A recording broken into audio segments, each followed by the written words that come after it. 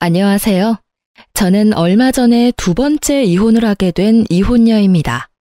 그리고 앞으로도 결혼을 하지 않고 지낼 독신녀이기도 하죠.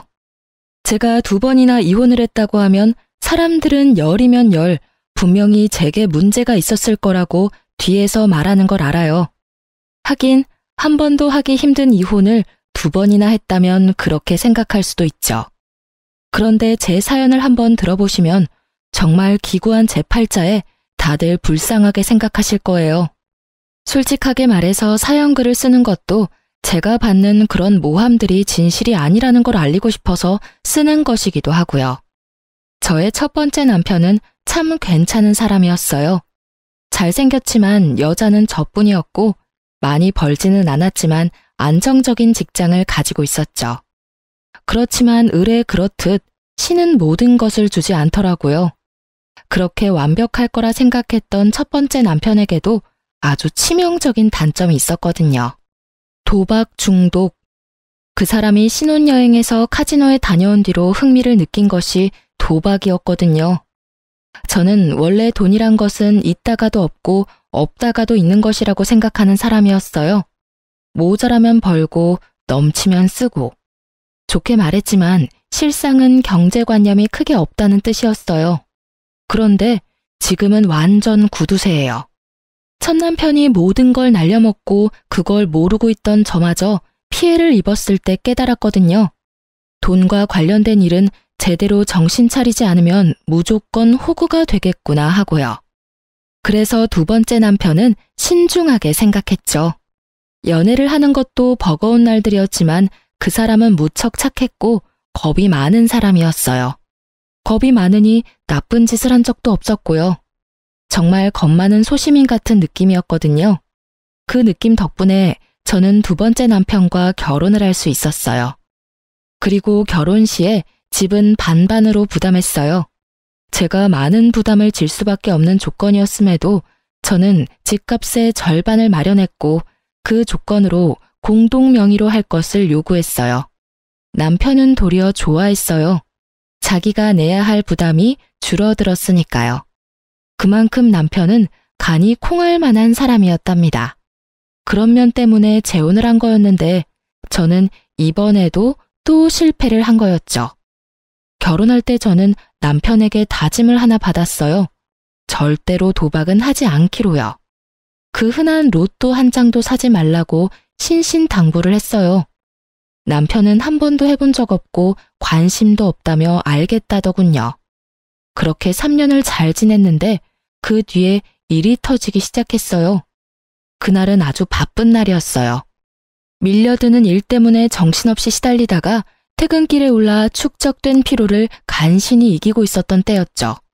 이제 곧 출산 휴가를 받을 거라는 생각에 들뜬 만삭의 임산부. 그게 저였어요. 그리고 친구에게 연락이 온 건 출산 휴가를 일주일 앞둔 날이었어요. 뭐해? 퇴근하는 길이야? 요새 연락 뜸하더니 잘 지내? 웬일이야? 먼저 연락을 다 하고. 저의 절친이자 초등학교 동창인 친구였어요.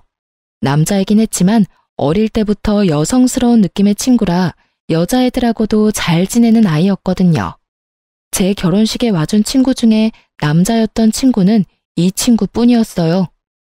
나 좀 걱정되는 일이 있어서 전화했는데 내가 이거 이야기해도 되나 모르겠어. 혹시 너네 남편 주식하는 거 알아? 주식? 나한테는 아무 이야기 없던데 무슨 일 있었어? 아니, 네 남편이랑 저번에 술자리에서 친해져서 전화번호 주고받았잖아. 그런데 요새 계속 좋은 종목 있으니 투자할 거면 자기한테 말하라면서 전화나 문자를 넣더라고. 딱 잘라내기 뭐해서 지금은 생각 없다고 했는데 그게 잘못이었는지 이제는 연락 와서 왜 주식을 해야 하는지를 나한테 설득시키더라고. 주식 이야기에 가슴이 덜컥 내려앉았죠. 남편이 저 몰래 그런 일을 하고 있을 거라고는 생각을 못 했거든요. 친구와의 전화를 끊고 저는 집에서 남편을 기다렸어요. 이제 와? 나 당신한테 할 말 있는데 한 가지 물어봐도 돼? 어? 물어봐. 무슨 일인데 이렇게 각을 잡아? 당신 혹시 주식해? 아, 그것 때문이야? 주식해. 여태까지 모은 돈 끌어다가 주식에 다 넣었어. 그 돈을 다?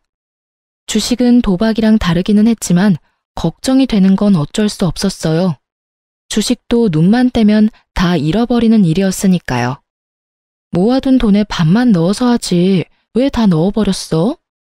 푼돈으로 하면 푼돈밖에 못 벌어. 우리 애도 곧 태어나는데 돈 좀 벌어야지. 여보, 나는 돈 많은 것보다 안정적인 게 제일 좋아. 그러니까 반 정도는 다시 회수하는 게 낫지 않을까? 괜찮아. 다 잘 될 거야. 친구 녀석도 돈 많이 벌었다고 했거든. 남편이 말하는 친구가 누구인지 감이 오더군요. 남편이 소개시켜준 친구들 중에 제 레이더망에 딱 걸린 사람이었어요. 한눈에 봐도 허세가 있고 과시욕이 있는 사람, 그리고 말이 많고 하는 말마다 허풍이 섞인 사람. 사기꾼 같아 보이는 남자였는데 하필이면 그런 남자의 말을 듣고 주식에 입문했다니 저는 걱정이 이만저만이 아니었어요. 곧 태어날 아이 때문에 돈이 많이 모자란 상황이었고 제가 받을 육아휴직 급여는 모두 집 살 때 끌어다 쓴 대출금으로 나갈 예정이었거든요. 남편 월급으로 살림을 꾸려나가야 하는데 주식을 하고 있으니 나 다음 주부터 출산휴가야. 한 달이면 아이 태어나. 그리고 내가 받는 육아휴직 급여는 대출금으로 다 나가는 거 알지?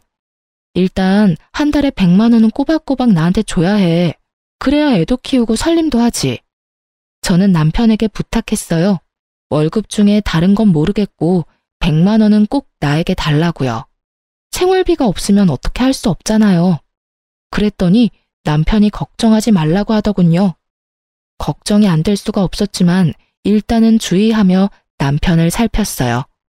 그리고 남편 월급날마다 남편에게 생활비부터 달라고 닥달했어요. 물론 닥달하지 않아도 충분한 상황이었지만 중요하다는 생각을 남편에게 심어주기 위해서 몇 달을 그렇게 했어요. 그런데 아무리 아껴 써도 돈이 나가는 건 어쩔 수 없더라고요. 게다가 3인 생활에 생활비 100만 원은 정말 있을 수 없는 일이잖아요. 당장 보험, 통신, 관리비만으로도 수십만 원이 나가는데 식비가 충당이 될 리가 없죠. 저는 남편에게 생활비를 더 늘려달라고 했지만 남편은 난색을 표하며 안 된다고만 할 뿐이었어요. 그렇게 전전긍긍하던 제게 좋은 생각이 났어요. 곧 있을 시부의 생일에 남편이 주식에 넣은 돈을 토해내도록 만들기로 한 거죠. 제가 시부 생일을 이야기하면서 뭘 준비해야 할까 물었더니 남편은 자기는 바쁘니 알아서 준비하라고 하더군요. 저는 알겠다고 말하고 아무것도 준비하지 않았어요.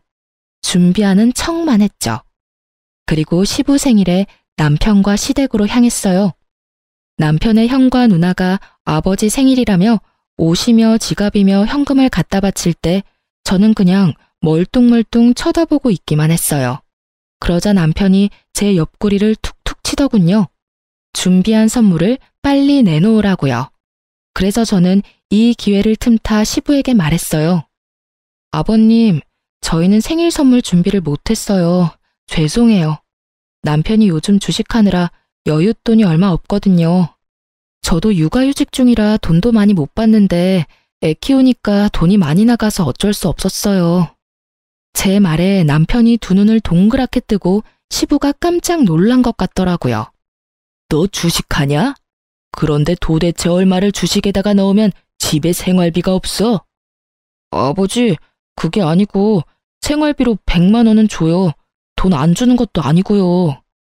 그 100만 원은 관리비랑 보험, 통신비도 포함이잖아. 그거 빼면 50만 원도 안 남는 거 알지? 끼어들어서 그렇게 말했더니 시부 얼굴이 벌겋게 변하더군요. 너 그런 것도 제하지 않고 꼴랑 100만 원만 줬다고? 저 어린 손주 분유 한 통 사 먹일 돈도 없었겠네. 너는 다 큰 놈이 마누라의 자식 새끼 놔두고 도대체 뭐 하는 짓거리야? 아무리 돈 좀 벌어보겠다고 하는 주식이라도 정도라는 게 있는 법이다. 넌 대체 뭘 하길래 월급을 다 거기다가 때려 넣어? 아버지, 오해예요. 제가 저조차고 투자를 하겠어요. 다 우리 애를 위해서 돈 벌려고 그런 거죠. 그러니까 아버지가 이해를 좀... 그래서 너 얼마나 벌었는데? 네가 넣은 돈에서 얼마를 더 벌었어? 시부의 그 말에 남편이 말도 못하고 눈빛을 피하더군요. 딱 봐도 느껴지는 폭망의 기운이었어요. 너 설마 그거 다 날린겨? 그건 아니고요. 지금 상황이 안 좋아서 많이 떨어지긴 했는데 조금만 기다리시면 다시 올라올 거예요. 진짜요, 아버지. 그것만 올라오면 이번 손해는 다 덮고도 남을 정도고. 야, 이 자식이 아직도 정신이 안 들었어? 주식하다가 패가 망신 당한 것도 못 봤어? 능력이 안 되면 시작을 말았어야지. 네가 여태껏 주식에 관심도 없었는데 무슨 수로 수익을 내? 친구가 하라는 대로만 하면 금방 번다고 했단 말이에요. 친구 통장 보니까 엄청 돈 많이 벌었던데 저라고 왜 못해요? 이놈아, 네 분수에 맞게 살아. 주식은 아무나 해? 그것도 공부한 사람들이 하는 거지. 아무것도 모르는 초짜가 처음부터 한탕 벌어보자는 게 말이 되냐? 당장 돈 다 빼. 손해를 봤던 말던 지금 당장 빼지 않으면 내가 널 호적에서 파버릴 테니까. 시부의 서슬퍼런 목소리에 남편은 부들부들 떨며 그렇게 못한다며 버티더군요. 싫어요. 벌써 절반이나 잃었는데 지금 빼면 손해라고요. 시간이 지나면 올라올 테니까 그때까지 기다려주면. 그게 올라올지 망할지 네가 어떻게 알아? 내가 경고했다. 너 지금 당장 돈 다 안 빼면 너 집 살 때 아빠가 빌려준 돈 지금 당장 갚으라고 할 테니까. 결국 시부의 입에서 그 말이 나오고서야 남편은 포기했어요. 집에 돌아올 때 제가 남편에게 말했어요. 여보, 절대로 주식하지 마. 주식이나 도박이나 중독되면 정말 빠져나올 방법이 없거든. 그러니까 애를 봐서라도 우리 그냥 돈만 열심히 모으면서 살자. 그렇게 살아도 잘만 살아. 응? 이렇게 말하는 저도 돈을 많이 벌 수만 있다면 벌고 싶다고 생각은 해요. 하지만 주식이나 코인이나 뭘 아는 사람들이나 하는 거지. 모르는 사람이 시도하면 당연히 잘 될 리가 없겠죠. 게다가 멋모르고 도전했다가 쪽박 차면 다 본인 탓이지 누굴 탓하겠어요? 그런데 그런 제 말이 고깝게 들렸는지 남편이 버럭하더군요. 당신이 뭘 알아? 그리고 그렇게 살면서 언제 돈을 모아? 당신이 이렇게 하지만 않았어도 그 주식 진짜 빛을 봤을 거라고. 당신이 다 망쳤어. 어떻게 책임질래? 내가 뭘 책임져야 하는데? 당신 나랑 애 생각은 해보기는 한 거야? 우리 생각했으면 당신이 그 많은 돈 절대로 주식에 투자 안 했을걸? 3천만 원이나 되는 돈을 다 집어넣는 게 어딨어. 초짜면 초짜답게 소액으로 굴리면서 공부부터 해야지. 처음부터 크게 한탕 해볼 생각으로 남한테 주입받은 종목에다가 다 쏟아붓고 그게 잘 될 거라 생각해? 그래서 지금 잘 된 거야? 벌써 떡상으로 하고도 남았어야지. 벌써 당신 반이나 잃었잖아. 제 정론에 남편도 할 말이 없는지 입만 닫고 거칠게 운전만 하더군요. 그리고 나중에 알고 보니 남편이 투자한 종목은 쪽박 찼어요. 그리고 중간에 반을 잃고 주식을 매도한 남편은 그나마 그거라도 살릴 수 있어서 다행이라고 생각하더라고요. 그때 빼지 않았다면 정말로 그 돈들이 휴지 조각이 될 뻔했거든요. 남편은 그걸 보고도 제게 사과 한마디 하지 않더군요. 그래도 저는 문제 삼지 않고 넘어갔어요. 남편이 주식에 들어간 돈을 회수했다는 것은 그나마 반가운 일이었거든요. 주식의 무서움을 알고 나면 남편의 콩알 만한 간이 알아서 남편을 주식의 유혹으로부터 막아줄 거라 생각한 거죠. 그런데 딱히 그런 것도 아니더라고요. 그 뒤에는 이상한 일들이 점점 더 크게 벌어졌으니까요. 주식을 팔고 나서 몇 달간은 정말로 조용했어요. 남편이 제게 주는 생활비도 많이 늘었고 생활도 안정됐어요. 저도 심리적으로 안정되기 시작했죠. 남편이 이제야 그런 쪽으로 관심을 끊었나 보다 하고 태평스럽게 생각한 거죠. 그런데 이상한 일은 곧 발생했어요. 제가 예전에 선물 받아서 쓰지 않고 넣어뒀던 물건을 찾고 있었어요. 그런데 아무리 뒤져봐도 찾을 수가 없었어요. 그래서 남편에게 물어봤죠. 여보, 혹시 여기 있던 가습기 못 봤어? 안방 가습기 청소하다가 떨어뜨려서 깨졌거든. 결국 못 쓰게 돼서 그거 찾는데 안 보이네. 찾던 가습기는 친정오빠가 출산할 때 선물해준 물건이었어요. 남편은 모르겠다고 하더군요. 그래서 이상하다 싶었어요. 제가 뭔가 정리하다가 잘못 버려버렸나 싶은 생각이 들 정도였죠.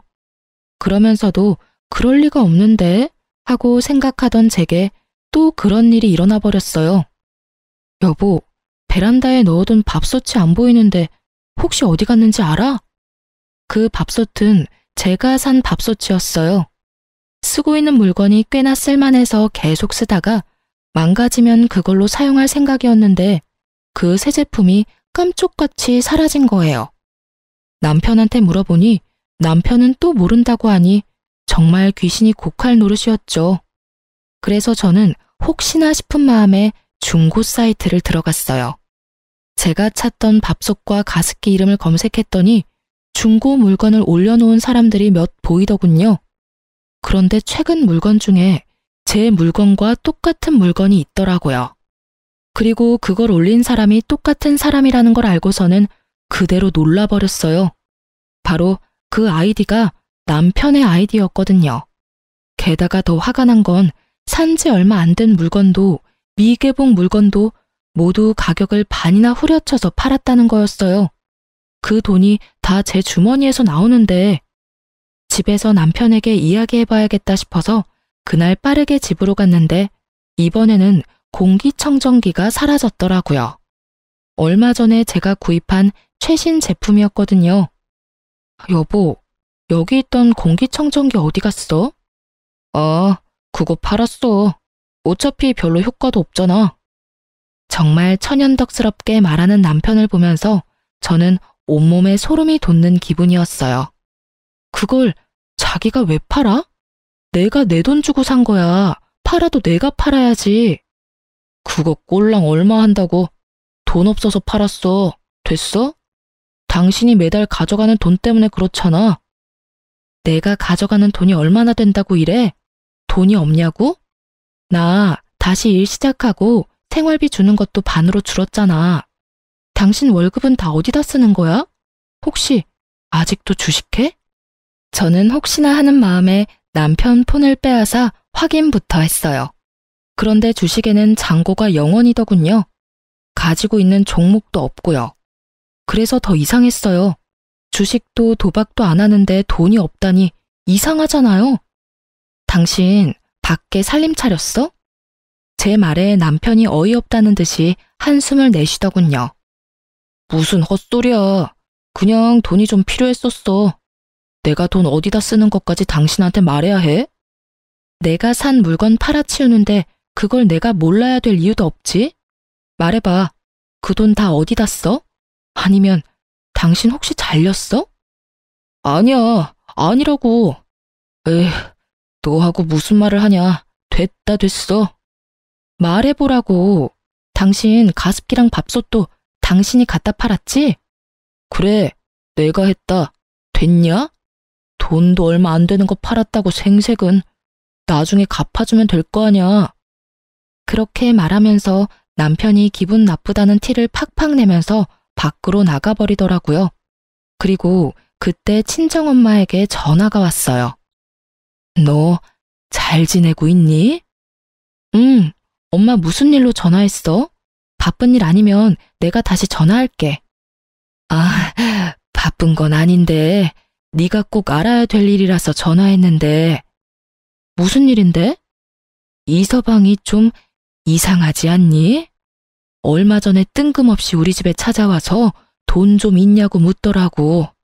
무슨 일로 그러냐고 했더니 투자를 해주겠다고 하던데. 아무래도 너 첫 번째 결혼해서 그런 일로 이혼했으니까 좀 걱정돼서. 뭐?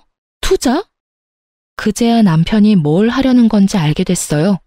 도박도 아니고 주식도 아닌 투자. 당시 유행 중이던 코인이었죠. 설마 돈 빌려줬어? 돈을 왜 빌려줘? 나 돈 없다고 했지. 그런데 이 서방 괜찮긴 한 거니? 모르겠어. 일단 알겠으니까 끊어봐. 혹시라도 아빠나 오빠한테도 잘 말해도 절대로 돈 주지 말라고. 저는 열이 받을 대로 받았어요. 제가 왜 첫 번째 결혼에 이혼했는지 다 아는 남편이 저뿐만이 아니라 제 친정까지 끌어들이려고 했다는 생각에 엄청난 배신감을 느꼈거든요. 저는 남편에게 문자를 보내서 당장 집으로 돌아오라고 했어요. 돌아온 남편은 못마땅한 모습이었고 저는 가까스로 분노를 참으며 대화를 시작했어요. 당신 우리 엄마한테 돈 있으면 투자해주겠다고 했다면서? 그래, 어차피 당신한테 이야기하면 말 시작도 못하고 끊어냈을 거잖아. 그러니까 장모님한테 먼저 말 꺼냈지. 당신 정신 나갔어? 내가 왜 저번 남편이랑 이혼했는지 몰라서 그래? 도박 중독이었다며. 그거랑 나랑 무슨 상관인데? 내가 언제 도박장 들락날락거렸어? 그 사람은 돈 갖다가 불법적인 일에 퍼부은 거고 나는 주식이랑 코인이라는 합법적인 일에 쓰고 있잖아. 코인이랑 주식이 불법이냐? 내가 말했지. 아무것도 모르면 당신이 가지고 있는 소액부터 시작하라고. 그런데 우리 엄마한테 돈을 빌리려고 했잖아. 거기서부터가 문제인 거라고. 그리고 도박이랑 주식 코인이 다르긴 왜 달라? 똑같아. 소액으로 허용 가능한 범위 내에서 하는 건 다 합법이지. 그런데 당신이 감당 못할 금액으로 다 퍼붓고 집안 세간살이까지 팔아가며 하는 건 중독이야. 도대체 코인은 누가 가르쳐 준 거야? 코인도 그 미친놈이 하라고 하든? 그래?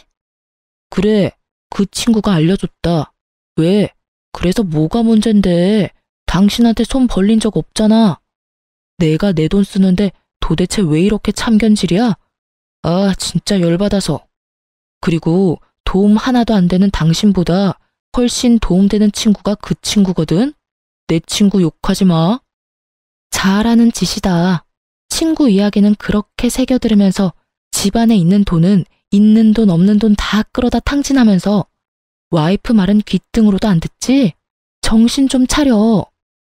제가 아닌 친구를 감싸는 남편 놈을 보며 저 인간이 제정신인가 하는 생각이 들더군요. 지금 뭐가 문제인지를 전혀 모르고 있더라고요. 전 남편이 보였던 얼굴과 똑같은 얼굴, 똑같은 눈빛을 하고서요. 제발, 제발. 당신 진짜 중독이야. 이러다 나중에 어떡하려고 이래. 저는 거의 울부짖듯이 남편에게 소리쳤어요. 이 결혼만큼은 망치고 싶지 않았어요. 그래서 부탁했는데 돌아오는 말이 제 예상과는 달랐어요. 내가 왜 중독이야? 당신 전 남편 같은 사람이 중독이지. 내가 대출 끌어다 코인에 넣는 거 아니잖아. 내가 쓸 수 있는 돈으로 하고 있잖아, 지금. 너 전 남편한테도 이런 식으로 굴었어? 전 남편도 사실은 별거 아니었는데 도박 중독인 것처럼 꾸며서 이혼했어. 중독이 뭔지 몰라서 그래? 있는 돈 다 끌어다 쓰는 게 중독이야. 지금 당신 꼴을 좀 보라고. 거기다가 우리 엄마한테 돈까지 빌리려고 했잖아. 당신 진짜 어쩌려고 이래? 결국은 안 빌렸잖아. 그럼 된 거 아니야? 멀쩡한 사람 중독자 만드니까 기분 좋아? 너랑 대화하면 답답해 돌아버리겠다고. 앞으로 이런 이야기 할 거면 나한테 말 걸지 마. 저는 이미 남편이 중독되었다는 사실을 알게 됐어요. 아무리 제가 이야기해도 도돌이표처럼 되돌아올 뿐이라는 것도 깨달았죠. 그래서 남편이 아닌 시모에게 찾아갔어요. 시댁에는 시부는 출타 중이었고 시모만 집에 계셨어요. 저는 시모에게 말했죠. 어머님, 그이가 이번에는 코인에 손을 댔어요. 제발 어머님이 뭐라고 해주세요. 이러다 진짜 집 다 말아먹겠어요. 제 말에 시모가 가만히 제 얼굴을 빤히 보더라고요. 그러더니 어이없는 말 한마디를 하더군요. 예, 너는 그렇게 안 봤는데 사람이 왜 그렇게 속이 좁니? 네 남편이 어련히 알아서 하지 않을까? 아내가 돼서 남편 마음도 헤아리지 못하고 하는 일마다 막아서야 될 일이니? 너도 그렇게 말하지만 말고 남편 하는 일에 귀를 좀 기울여 봐라. 걔도 다 가족을 위해서 그러는 건데. 어머님, 가족을 위한 일이라도 잘못된 방법이에요. 게다가 지금 집에 있는 세간살이도 다 팔아서 코인 할 돈까지 모으고 있다고요. 이게 정상이에요? 어머님이 따끔하게 혼내주셔야죠. 내가 왜 그래야 하니? 그럼 네가 말해봐라. 돈 한 푼이라도 더 벌려고 저렇게 고생하는 아들한테 내가 뭐라고 말해야 되겠니? 시모의 그 모습에 저는 안 되겠다는 생각이 들었어요. 부모가 저 모양이면 남편은 돌아올 가능성이 거의 없었죠. 시부라도 있다면 모를까. 그렇지만 지금 당장 시부는 없었죠. 어머님이 안 해주실 거면 아버님께 부탁할게요. 넌 그렇게 말을 못 알아듣니? 이제 그만 좀 설치고 다녀. 너 때문에 우리 아들 그렇게 눈치 보며 사는 거 내가 모를 줄 알아? 난 절대로 그렇게 놔둘 생각 없어. 꼬우면 네가 나가. 우리 아들 이래라 저래라 조종할 생각 말고. 시모의 말이 선을 넘었다는 것을 알았어요. 결국 저는 다시 한번 이혼을 생각했죠. 하지만 솔직하게 말하자면 저는 2번의 이혼으로 제가 받을 사람들의 눈총이 너무도 큰 걱정이었어요. 남편을 바꿀 수 있다는 생각은 전혀 없었어요. 왜냐고요? 전 남편 일에서 깨달았거든요. 사람 고쳐 쓰는 거 아니라고. 중독은 절대로 못 고친다는 거요. 아시죠? 도박하는 놈은 손모가지 날아가도 한다는 거. 그 말 그대로예요. 중독이 되면 눈에 뵈는 게 없어지거든요. 저와 함께 살며 제가 산 물건들까지 내다 팔 정도면 이미 눈에 아무것도 보이지 않게 된 거죠. 그리고 이때쯤 되면 손절이 답이고요. 저는 집으로 돌아와 남편에게 단호하게 말했어요. 나 당신하고 이혼할 거야. 나는 할 만큼 했고 참을 만큼 참았어. 당신이 가진 코인이 얼마나 잘 될지 나는 상관 안 해. 그게 얼마나 뻥튀기 되든지 간에 나는 그 돈 필요 없으니까. 지금 당신이 나한테 이혼하자고 한 거야? 그래, 내가 하자고 한 거야. 나 더 이상은 못 참으니까. 딴 건 바라지도 않아. 재산 분할 같은 건 다 필요 없어. 다만 이 집, 공동명의고 집값도 내가 반 부담했으니 집값 반은 나한테 줘. 처분을 해도 되고. 당신 지금 뭐 잘못 알고 있는 거 아니야? 당신이 먼저 아무 잘못 없는 나한테 이혼하자고 한 거야. 내가 바람을 피웠어. 당신을 때리기를 했어. 나한테는 아무런 유책 사유가 없잖아. 잘못한 게 없는데 왜 내가 당신한테 위자료를 지급해? 당신이야말로 위자료 나한테 지급해야 할걸? 그 말을 하는 남편놈은 이 상황에서 웃고 있더군요. 자기 생각으로는 자기가 잘못한 게 없으니 위자료도 자기가 받을 거라는 착각을 하고 있더군요. 그 착각을 바로잡아줄 생각도 하지 않았어요. 이미 돈에 눈이 돌아갔더라고요. 그 돈을 코인에 집어넣을 생각으로 가득 찬 남편놈을 보니 씁쓸하기도 하고 착잡하기도 하고 짜증이 나기도 했어요. 이번에도 망쳤다는 생각부터 저놈은 뭘 믿고 저렇게 당당한가 싶은 생각까지 들었죠. 맘대로 생각해. 나는 내 권리 주장할 거고 이혼 소송도 필요하면 할 거야. 당신 얼굴 더는 보기 싫으니까 나는 친정에 있을게. 저는 그렇게 말하고 집에서 나왔어요. 그리고 그날 이후로 남편놈은 열심히 돈을 빌리러 다니더군요. 카드부터 시작해서 제가 하지 말라고 했던 자동차 담보대출까지 받았더라고요. 애 물건 놔두고 온 게 있어서 2주 만에 집에 갔더니 수북하게 쌓여있는 고지서부터 시작해서 텅 빈 집안이 보이더군요. 이미 팔 수 있는 건 다 팔아먹었더라고요. 가격이 나가는 건 전부 다요. 그걸 보면서 어찌나 기가 차던지 이혼하자 말한 게 정말 제 삶을 살렸다는 생각이 들었어요. 저는 집만 챙겨서 밖으로 나왔고 전화 한 통을 받았어요. 남편 사촌 형님이었어요. 네, 안녕하세요. 어쩐 일로 전화까지. 아니, 내가 좀 급해서 그런데 저번에 빌려준 돈 돌려주면 안 될까요? 갑자기 돈을 돌려달라니 당황했죠. 네? 무슨 돈을 말하는 건지. 왜? 그때 남편 통해서 빌려간 돈 있잖아요. 투자해준다고 들고 간 돈 지금 좀 필요하거든요. 죄송하지만 제 계좌로 보내셨나요? 그건 아닌데 남편 앞으로 보냈는데요.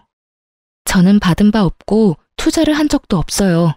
그런 말을 했다면 제 남편이 가지고 있겠죠. 저한테 전화하셔도 그 돈은 못 돌려받으니 남편에게 말씀하세요. 그치만 돈은 와이프에게 있다고 하던데요. 제 금융기록 보여드릴게요. 전 받은 적 없어요. 그리고 저는 전 남편이 도박 중독으로 이혼해서 주식, 코인, 도박 이런 거 일절 안 하거든요.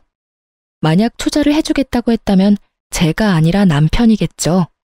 뭐 때문에 제 이름을 빌렸는지는 모르겠지만 좋은 의도는 아니었던 것 같으니 남편에게 꼭 돈 받아내셨으면 좋겠네요.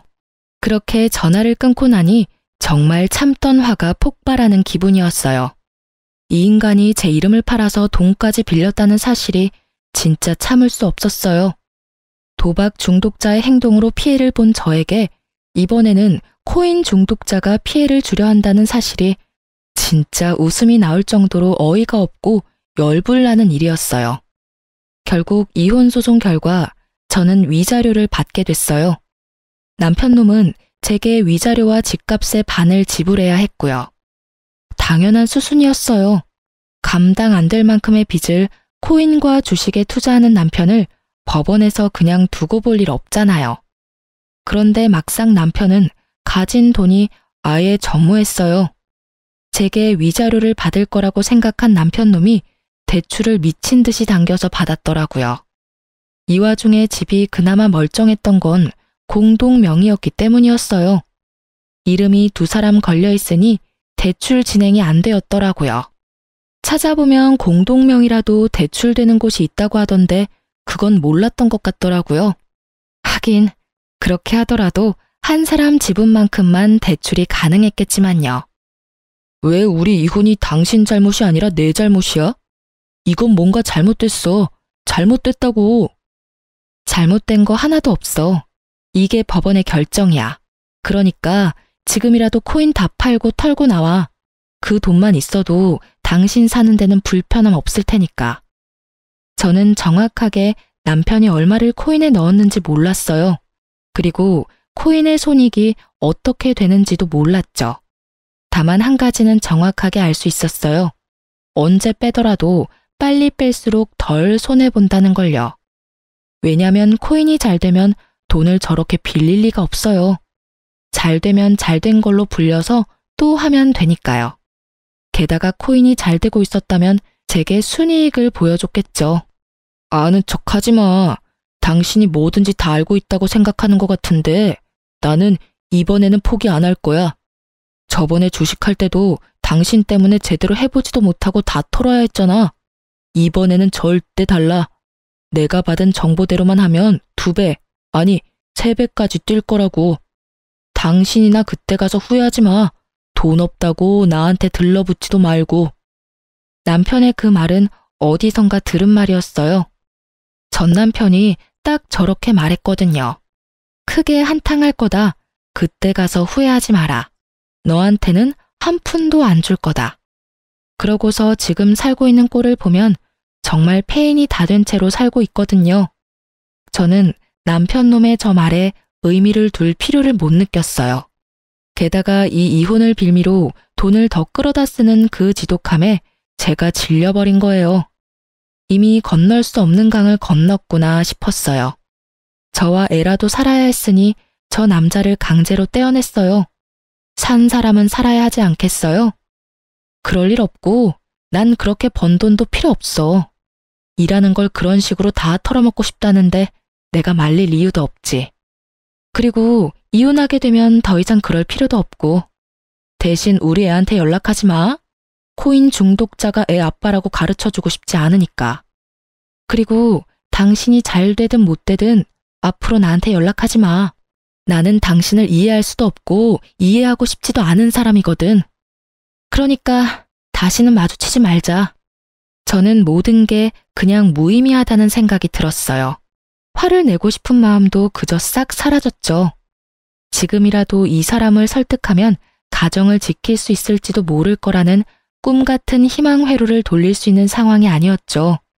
이 인간 설득이 될 단계가 아니었으니까요. 그렇게 저는 남편과의 대화를 끝냈어요. 이미 판결은 제게 위자료와 재산 분할하라는 내용이었지만 남편이 그걸 들어줄지는 모를 일이었어요. 다만 그 집만 팔면 어떻게든 돈은 마련할 수 있을 테고 남편도 영 돈이 없으면 코인을 팔지 않을까 하는 생각도 했거든요. 그런데 2달 정도 지났나요? 전 남편에게 전화가 왔어요. 마주치지 말자고 연락하지 말라고 한 지 얼마 되지도 않았는데 전화를 하는 전 남편이 답답했지만 전화를 받았어요. 여보, 미안해. 내가 잘못 생각한 것 같아. 정말로 너무 만만하게 보고 시작한 것 같아. 당신이랑 우리 애 없으니까 너무 힘들어. 이혼 다시 생각해주면 안 될까? 뜬금없이 전화한 남편놈은 수화기 너머로 질질 짜고 있더군요. 솔직하게 미안하다거나 불쌍하다는 생각은 전혀 들지 않았어요. 그 뒤에 나올 말들이 대강 예상이 됐거든요. 갑자기 왜 그런 말을 해? 주식이랑 코인은 다 털고 나왔어? 이제 좀 정신이 들어? 코인은 아직 하고 있어. 지금은 똥값이지만 언젠가는 오른다고. 나는 그때만 기다리고 있는 거고. 다른 종목들 다 사라져도 그것만은 끝까지 간다고 했으니까 밀어줘야지. 아직 정신 못 차렸네. 나는 당신이 코인이나 주식을 하든지 말든지 간에 당신이랑 다시 만날 생각 없어. 그렇게 냉정하게 말하지 말고. 잘 들어봐. 내가 당신한테 줘야 할 돈들이 좀 있잖아. 그런데 지금 내 형편으로는 바로 다 갚지는 못해. 그래도 지금 들어가고 있는 코인만 잘 되면 당신 거부터 갚을 거긴 한데 좀만 더 기다려주면 안 될까? 재결합을 말하더니 씨알도 안 먹힐 것 같으니 이번에는 연장을 요구하더군요. 연장 정도야 해줄 수 있었지만 문제는 저놈은 돈이 생기면 무조건 코인부터 할 놈이라는 거였어요. 나 당신이 돈 안 주면 강제로 받도록 법원에 신청할 거야. 그렇게 되면 당신 월급 봉투부터 먼저 잡히는 거 알지? 그렇게 되지 않도록 열심히 애써봐. 간단한 방법 있잖아. 집 팔아서 나한테 집 반값이랑 위자료 주면 우리 사이 깔끔하게 정리되는 거야. 그러면 집을 완전히 당신한테 넘기게 되는 거잖아. 그럼 넘겨야지. 당신이 지금 줘야 할 돈이 있으니까. 그 돈은 당신이 잘못했으니 나한테 주라는 거거든? 여전히 뭐가 잘못된 건지도 모르겠지? 왜 네가 돈 내야 하는 건지도 모르겠지? 거봐. 당신은 여전히 아무것도 모르고 여전히 잘못된 길을 걷고 있잖아. 진짜 짜증나 죽겠어. 도박 중독자 피했더니 이번에는 코인 중독자야? 내가 전생에 지은 죄가 얼마나 많으면 결혼한 2사람이 다 이런 남자냐고. 결국 화가 나 소리를 빽 지른 저는 지끈거리는 이마를 꾹꾹 눌러댔어요. 절대로 주식 같은 거 안 할 것처럼 생긴 사람도 투자를 하게 되다니. 어디서부터 잘못됐는지조차 감이 오질 않더군요. 그리고 제 화가 꽤나 잘 통했는지 남편놈은 더 이상 연락을 하지 않더군요. 다행이라고 생각했어요. 어줍잖게 아는 척하면서 돈 빌려달라고 할까봐 걱정했거든요. 그런 뻔뻔한 사람은 아니라서 다행이었죠. 그런데 그 뒤로 시부에게 연락이 온 적이 있었어요. 시부는 그나마 남편의 코인 중독을 걱정하던 분이셨는데 제게 전화 와서 그러더라고요. 며느라가 내가 아들놈 잡아다가 절대로 허튼 짓 못하게 단단히 일러둘 건데 다시 집에 돌아올 생각은 없어? 아버님 생각은 고맙지만 안 될 것 같아요. 남편은 이미 제 이야기에는 귀를 기울이지 않거든요. 그놈이 늦바람에 정신을 못 차려서 그래. 내가 단단히 일러두고 정신 차리도록 만들면 하지 말라는 짓은 안 할 거다. 이렇게 헤어지는 건 너한테도 아들한테도 안 좋아. 시부의 걱정은 부모로서 당연한 일이었고 제 입장까지 생각해주는 아주 감사한 일이었어요. 하지만 그런 시부의 노력도 길게 가지 못할 거라는 걸 알았어요. 그리고 시부를 이유로 돌아가 봤자 그 집에는 시모가 있잖아요. 열심히 아들 일탈을 도운 시모가요. 아들 하고 싶은 대로 놔두라는 시모의 말이 턱하니 걸리더군요. 죄송해요, 아버님. 전 제 아이를 코인 중독자 아이로 키우고 싶지는 않아요. 그리고 가난을 물려줄 생각은 더더욱 없고요. 그러니까 더 이상 제게 전화하셔도 의미는 없을 거예요. 이번 이혼 후에는 죽을 때까지 혼자 애 키우면서 살 예정이거든요.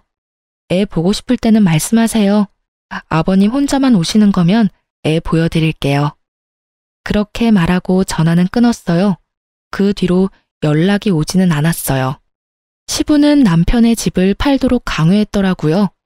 안 팔고 어떻게든 돈을 빼려고 용쓰다가 시부에게 들킨 남편은 결국 시댁으로 다시 들어가게 됐고요. 허튼 생각은 하지도 못하도록 시부에게 감시를 당하며 살고 있다고 하더군요. 그리고 그 이후에 남편을 한번 만난 적이 있어요. 완전히 거짓골이 다 되어 있더군요. 남편은 사무직으로 양복을 입고 회사를 다녔었어요. 그런데 오랜만에 본 그 사람은 작업복을 입고 공사장에서 힘든 일을 하고 있더군요. 저는 제 눈이 잘못된 거라고 생각했어요. 일용직이 돈을 아무리 많이 줘도 남편의 직장만큼 돈을 많이 주지는 않았거든요. 사무직이라도 꽤 잘 버는 직장이었는데 왜 그만뒀나 싶었는데 나중에야 그 사실을 알게 됐어요.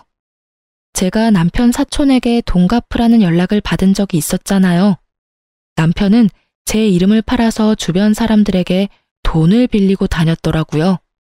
그렇게 여기 조금 저기 조금 빌린 돈들이 꽤 규모가 커진 데다가 그렇게나 고대하며 기다리던 코인도 완전히 폭삭 망해서 그 코인 자체가 사라져버리는 엄청난 일을 겪었다고 하더군요. 그때 당시에 팔았으면 조금이나마 건질 수 있었을 텐데 결국 기댈 곳이 아예 사라진 남편놈은 가지고 있던 집부터 팔아서 제게 주고 나머지 빚을 갚아야 할 사람들에게는 일을 그만두고 나온 퇴직금을 받아 빚을 갚았다고 하더군요. 참 웃긴 일이 아닐 수 없어요. 처음부터 제 말을 들었더라면 이렇게 고생할 일도 없고 멀리 돌아갈 일도 없었을 텐데 결국 그렇게 직장 그만두고 다른 직장 들어가려 해도 나이는 많고 그렇다 할 경력은 없는 상태라 같은 직군에서는 취직할 곳이 없었던 모양이에요. 결국은 가장 쉽게 접근할 수 있는 걸 하기로 한 모양이었죠. 세상에 주식이나 코인으로 떡상했다는 사람이 많아질수록 그 밑에 들어가는 이런 소시민들의 돈이 많이 흘러가는 거예요. 저 사람은 되는데 나는 왜 안 돼? 같은 마인드가 사람을 집어삼켜버리는 거죠. 그리고 마누라며 자식이며 다 내팽개치도록 만들어버리고요. 참 무서운 일이에요. 어쨌든 저는 신혼집이었던 집 한 채만은 제 것으로 만들어 아이랑 잘 살고 있어요. 첫 번째 결혼에서는 공동명의 같은 거 없었거든요. 제가 30% 정도 부담을 했음에도 첫 번째 남편 이름으로 해놨었죠. 그랬더니 결국 남편은 그 집마저 다 날려버렸더라고요. 담보대출 한도 끝까지 꾹꾹 눌러담아 다 빼먹고 결국은 제게 줄 위자료도 제대로 갚지 못했거든요. 그래서 처음에 결혼할 때 최대한 제 지분을 넣어서 공동명의로 집을 산 거예요. 공동명의라면 몇 개의 대출기관에서는 상대방의 허락 없으면 대출이 안 되는 걸로 알거든요. 아니면 대출 한도가 확 줄여준다든지 그렇더라고요. 이 집 하나만이라도 살리기 위해 제가 얼마나 노력했는지. 집을 살 때 내 지분이 조금이라도 들어가면 무조건 공동명의로 하는 게 현명한 선택일 거예요. 한번 크게 당해본 경험자가 하는 말이니까요. 주식, 코인 중독자 남편과 재산 없이 이혼하게 된 것도 열받는 판국에 집마저 날려먹을 수는 없잖아요. 집만 있으면, 아니 최소한의 미천이라도 있으면 어떻게든 사라지게 되어 있거든요. 사실 두 번째 이혼을 하고서는 많이 힘들었어요. 초혼도 아닌 재혼을 해서 또 이혼한 거였으니까요. 사람들이 제 탓이 클 거라 예상하며 물어뜯었죠. 그게 너무 스트레스였어요. 그렇지만 지금 주변 사람들도 제 결혼에 대해 대충 알고 있고 저를 이해해 주고 있어요. 그리고 지금 이 글을 읽어주시는 분들에게도 감사의 말을 전합니다.